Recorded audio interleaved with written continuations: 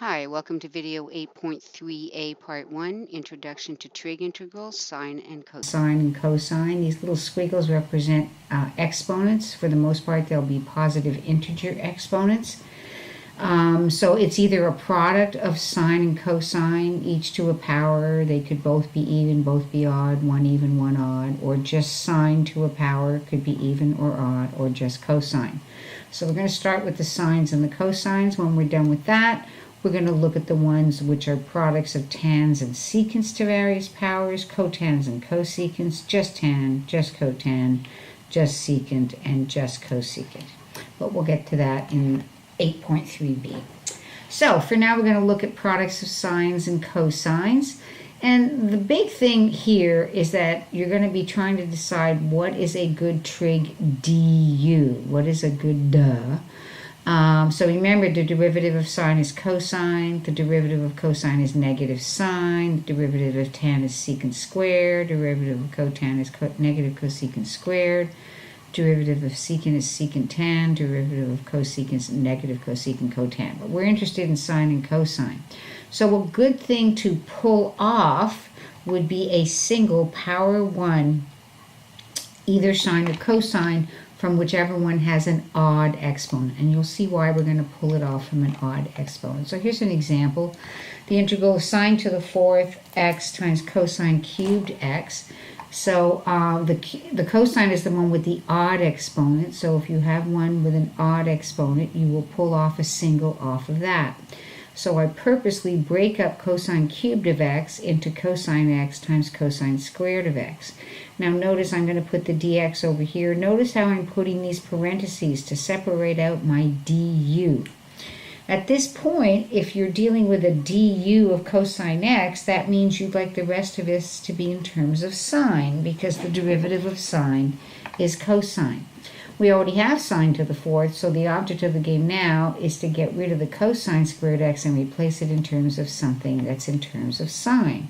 Well, of course, that's easy to do because by the Pythagorean identity, sine squared plus cos squared is 1 implies that cos squared is 1 minus sine squared.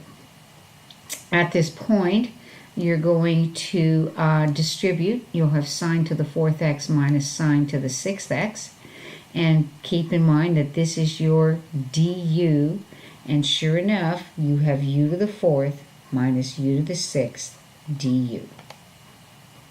And when you integrate that, you will have u to the fifth over 5 minus u to the seventh over 7, and that then replace your u, remember, by sine x. Because if you pulled off a cosine x as a du, if that's the du, then the sine x has got to be the u. And so it's sine to the fifth. Be careful you don't write the sine of x to the fifth. Okay, so it's not really that bad. You're breaking off a single. Now in this example, both of the exponents are odd, so really it's your choice. You could break off a single sine x, or you could break off a single cosine x. Again, I'm going to break off the cosine. It's a little easier because the derivative of sine is positive cosine. So I have the sine cubed. I'm purposely breaking up the cosine to the fifth x into cosine to the x times cosine to the fourth. If this is my du, that's a du of a sine. So we want to change everything to sine. Well, of course, cosine to the fourth is the square of cosine squared. Well, what is cosine squared in terms of sine? It's 1 minus sine squared. Then you expand, 1 minus sine squared square, square, double product square, and finally you expand another time.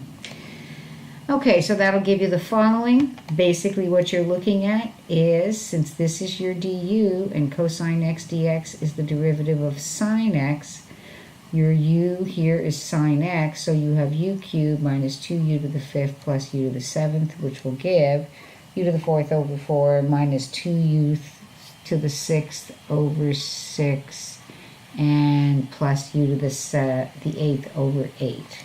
Just want to take this out. It looks like an integral symbol, which it is not. And then, of course, replace the u by sine x. Okay, and that'll be your final answer right there. Okay. Now, there is another option. Instead of pulling off a cosine, this is the same question. what I could do here is I could pull off a single sine. If I pull off a single sine, well, if that's my du, then sine x is the derivative of cosine x, right? The derivative of cosine is negative sine x. So the first thing we're going to need to do is leave the cosine alone, but change the sine squared to 1 minus cos squared. Now, of course, you're going to have to be careful because the derivative of cos x is negative sine x. You'll have to introduce the negative counteract with a negative.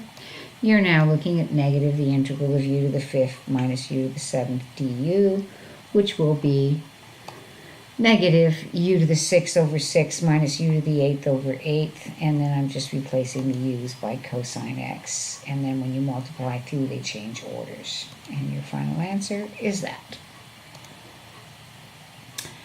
Okay, what now happens? So far we've been doing a product of sines and cosines where at least one of the exponents is odd. But what if we just have sine or just cosine to an odd? Well, you're going to do the same thing.